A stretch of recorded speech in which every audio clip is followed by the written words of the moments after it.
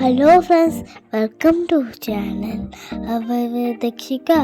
Today we are going to see the story Old Man and His Sons.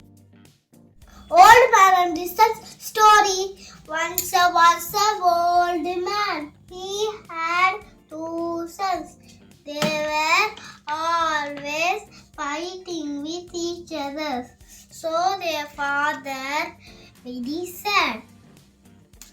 He wanted to teach them a lesson.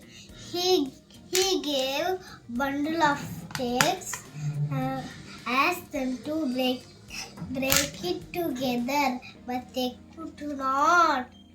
He, next, he, he gave one stick to each of them.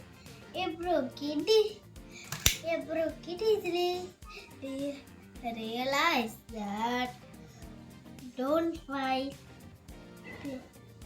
and be united. The moral of the story is unity.